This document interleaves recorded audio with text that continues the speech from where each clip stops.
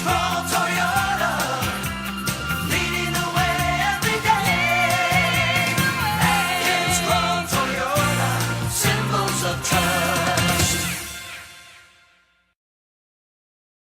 We see the 15-0 vote, so we know that the legislature has pretty much made a decision for us in terms of this particular legislation. Bill number 19. From the administration's point of view, it's not perfect, but it'll do for now, says the governor's chief of staff, Frank ARRIOLA. Based on what you know now, will you recommend to the governor to sign this legislation and hope for a fix later on down the road? That would be the angle. Correct. What? Yes, we would recommend to the governor to sign this bill. And what would happen to the issues you've raised? We would go back to the legislature and say this is only a short-term fix. It's a short-term fix, says ARRIOLA, because it at least provides a source of funding to pay down the GMH debt.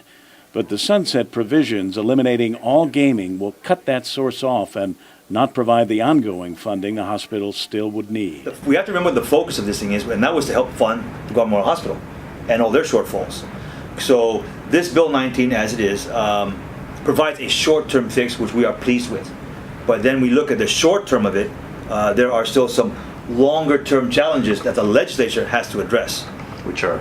Well, when do we not have a problem with funding GMH's payments to vendors, etc.? When your collection rate is only 50% and you cannot turn people away, there's always going to be a challenge, and the legislature has to address this. The other problem, says ARRIOLA, is the failure of lawmakers to conduct public hearings so that the needs of nonprofits dependent on authorized gaming revenues can be heard. They come back and they say, okay, now we're going to outlaw all forms of games of chance, gambling, etc., without the benefit of a public hearing.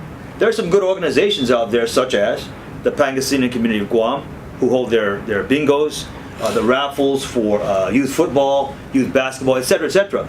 So the legislature, they're going to have to answer to that, and they're going to have to address that. ARRIOLA, however, made it clear that the administration is opposed to gambling, but, he said, the governor makes a distinction over those gaming machines recently licensed by Rev and Tax, which the Attorney General has filed a lawsuit over. Governor Calvo, as you know, formally spoken publicly that he does not support gambling. We believe that the gaming machines, Liberty, are legal, right? So if they continue on, then we have a long-term fix to GMH's financial challenges. 6 months down the road, Superior Court judge agrees with the Attorney General and says these gaming machines are illegal gambling devices.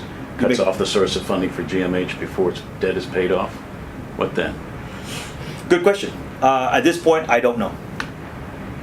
But you would support the bill all the same, despite the legal challenge? Well, we believe that those machines are legal. And we'll leave that up to the court to decide that for us. Kevin Kerrigan, PNC News.